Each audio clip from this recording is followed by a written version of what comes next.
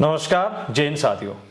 पूरे भारत में आज ट्विटर पे जबरदस्त ट्रेंड कर रहा है सेना रैली भर्ती से जुड़ा हुआ बेहद ही बड़ा मुद्दा, और इसी मुद्दे को लेकर मैं आपके साथ सीधा लाइव जुड़ा हूं कर्नल नंदकिशोर जी ढाका से, जिनके तत्वाधान में भारत में कई सेना रैली भर्तियां कंडक्ट की जा चुकी है और वर्तमान में उनके नेतृत्व में बहुत सारे युवा है वो लगातार सेना के साथ साथ डिफेंस सेक्टर की सभी एग्जाम की तैयारी कर रहे हैं। तो साथियों, सबसे पहले मैं आपको इस सेना भर्ती के जो ट्विटर हैशटैग जो चल रहा है इसके मुद्दे पर तमाम आपके जो क्वेश्चन है उसके बारे में ढाका जी से बात करूंगा। तो ढाका जी, सबसे पहले आपका बहुत बहुत शुक्रिया कि आपने हमें समय दिया। Thank you Dinesh ji. Sir, सबसे पहले मैं जो आज ट्विटर पे लगातार ट्रेंडिंग में चल रहा है कि सेना रैली भर्ती का एग्जाम है वो आखिरकार क्यों कंडक्ट नहीं करवाया जा रहा है, क्योंकि एक सारी इंडिया में सभी तरह के काम हो रहे हैं एग्जाम के रिलेटिव, तो फिर सेना को ऐसे पीछे क्यों रखा जा रहा है? बिल्कुल, आपकी बात बिल्कुल सही है।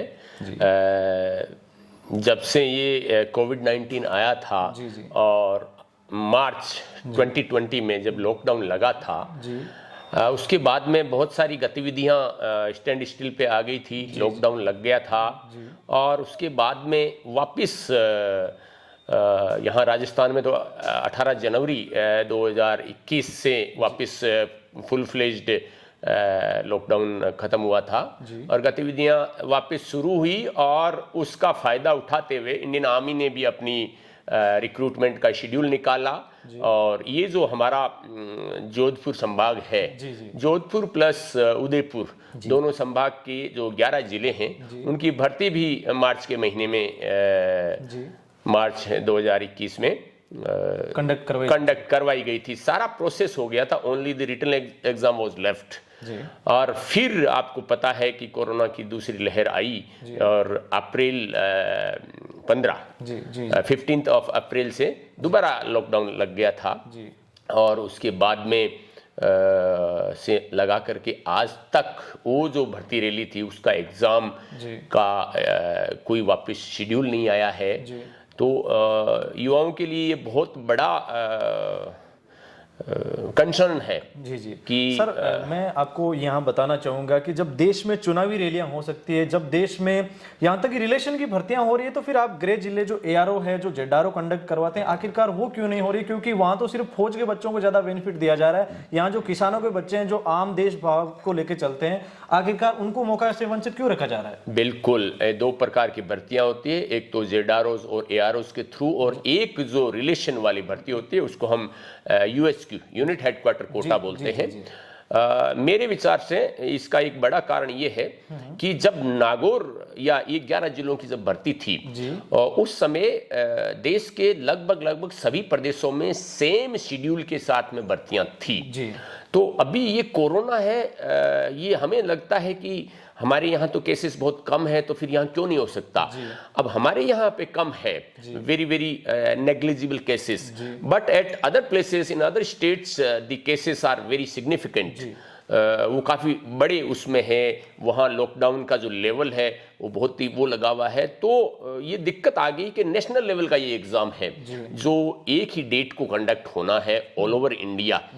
तो मेरे विचार से ये एक बड़ा कारण रहा होगा शायद आर्मी के लिए कि ये कंडक्ट नहीं कर पा रहे हैं। जहाँ तक यूएचक्यू यूनिट हेडक्वार्टर कोटा जो सेंटर्स वाली भर्ती होती है, जो रिलेशनशिप वाली भर्ती है, वहाँ क्या है, सपोज करो राजरिफ, अगर दिल्ली में वहाँ पे कंडीशंस ओके हैं तो वो उन्होंने परमिशन लेकर के शेड्यूल बना करके वो भर्ती हो गई है, क्योंकि वो एक लोकेशन स्पेसिफिक है, वहाँ बाकी लोकेशन से कोई लेना देना नहीं है। तो मुझे लगता है कि अभी जैसे तीसरी लहर का भी ऑलमोस्ट पीक आकर के वापस जहाँ पहले मुंबई दिल्ली में केसेस ज़्यादा थे वहाँ अभी केसेस का वापस डाउनफॉल शुरू हुआ है। तो hopefully with in next couple of months शायद अपने को अच्छी न्यूज़ सुनने को मिले। आज हमने भी देखा, आपने भी बताया कि ट्विटर पे ये हैशटैग काफ़ी ट्रेंड कर रहा है, justice for the army students. बिल्कुल हमारा बहुत बड़ा कंसर्न है कि हजारों लाखों युवाओं की एज हो जाएगी। यही तो अब रोकना चाहूंगा आपको कि जैसे राजस्थान के झुंझुनू एआरओ की बात करें, 3 साल तकरीबन हो जाएंगे, अभी तक रैली भर्ती नहीं कंडक्ट की गई है। तो 2 साल की उनको उम्र में छूट देने के लिए लोकसभा के पटल पे ये प्रश्न गया, लेकिन अभी तक बहुत सारे युवा बोल रहे हैं कि वो जू रेंगने वाली बात होगी कि उसके बारे में कुछ भी कोई भी प्रकार का कोई डिक्लेरेशन नहीं हो रहा है और युवाओं को डर लग रहा है कि 31 मार्च को नया टेंटेटिव शेड्यूल आ जाएगा जाएगा, 1 अप्रैल को आर्मी का शेड्यूल जारी होता है, तो क्या वो छूट दी जाएगी या नहीं जाएगी, ये सबसे बड़ा मुद्दा है। भर्ती तो लेट हो जाए चलेगी। जहां तक अगले जो रिक्रूटमेंट ईयर है उसका शेड्यूल का जो आपकी कंसर्न है, बिल्कुल आर्मी ने ऑलरेडी प्लान कर लिया है। हमारी भी जानकारी में आया है कि जो ये 11 जिलों की भर्ती है जो अब नागौर में होनी है, उसकी जो डेट है वो आर्मी अथॉरिटीज ने डिस्ट्रिक्ट एडमिनिस्ट्रेशन से क्लियरेंस मांगा है कि क्या हम फर्स्ट वीक ऑफ मई 2020 को ये भर्ती कर सकते हैं क्या। हमने भी कलेक्टर साहब को बोला है कि आप अपनी रजामंदी दे दीजिए, आप कहीं ऐसा ना हो कि यहाँ के लोकल प्रशासन की वजह से भर्ती आगे खिसक जाए। तो ये मांगा है, तो ये सभी जिलों से मांगा है ऐसी जानकारी फौज ने, और उसके बाद में वो एक अपना शेड्यूल निकालते हैं। तो अगला शेड्यूल निकलेगा। लेकिन जो आप कह रहे हैं एज वाला, ये बहुत क्रिटिकल मैटर है। ये जो बच्चे, क्योंकि 17 से 21, 17.5 से 21 का वो रहता है, बहुत ही कम टाइम है, 3 साल का, और 2 साल ये हो गए हैं, 2020, 2021 और अब 2022 की शुरुआत आ गई है। तो आपके माध्यम से हम भी यही कहना चाहेंगे भारत सरकार से कि इन युवाओं को एक्स्ट्रा 2 साल दिए जाएं, सो दैट इन्होंने जो मेहनत की है और इनका जो जुनून है, जज्बा है, उसका लाभ मिले सभी को, फौज को भी उसका लाभ मिले। तो ये तो होना चाहिए। लोकसभा में भी ये क्वेश्चन उठना वाजिब है, क्योंकि जनता के प्रतिनिधि है और जो जनता की जो दुख तकलीफ है वो वहाँ उठाएंगे, और कुछ डिसीजन शायद इसमें आया नहीं होगा, लेकिन मैं समझता हूं कि अभी की वर्तमान सरकार ऐसे मुद्दों पे सेंसिटिव तो है। बिल्कुल बिल्कुल, लेकिन जो लेट लतीफी हो रही है, क्योंकि पिछले संसद के सत्र में भी ये मुद्दा उठा था सर। साथ ही आप भारत तिब्बत समन्वय है, जैसे आप सैनिक कल्याण बोर्ड के आप विभिन्न कमेटियों के सदस्य हैं। युवा लगातार सड़कों पे प्रदर्शन कर रहे हैं, कई लोग आरटीआई फाइल कर रहे हैं, कई आज ट्विटर पे हैशटैग चल रहा है। आप युवाओं को किस तरीके से मोटिव करेंगे, क्योंकि उनमें एक डर बैठ गया है कि अब फौज तो बहुत हमारे से दूर है। अभी जब आप आए थे, आपने दिन में कॉल किया था, और हम वैसे भी बार बार जो आर्मी रिक्रूटिंग अथॉरिटीज है, जैसे हमारा जयपुर में जेडारो है, उनसे बातचीत भी करते रहते हैं। ये बड़ा कंसर्न है युवाओं के लिए, और ऑब्वियसली हम यहाँ बैठे हैं आपके बीच में, सेना से संबंध रखते हैं, तो आप तो हमसे ही पूछेंगे। जी बिल्कुल। लेकिन अभी जयपुर जो अथॉरिटीज है उनको भी क्लैरिटी है नहीं, उन्हें नहीं पता कि आगे शेड्यूल कब होगा, क्योंकि वो शेड्यूल आर्मी हेडक्वार्टर ने फिक्स करना है। और वो जैसे अभी भी केसेस जो है महाराष्ट्र वगैरह में या तमिलनाडु में थोड़े से केसेस ज़्यादा है, तो may be that may be the reason. और दूसरा कारण तो मुझे लगता नहीं है, अगर है तो वो बहुत बड़ा दुर्भाग्य है।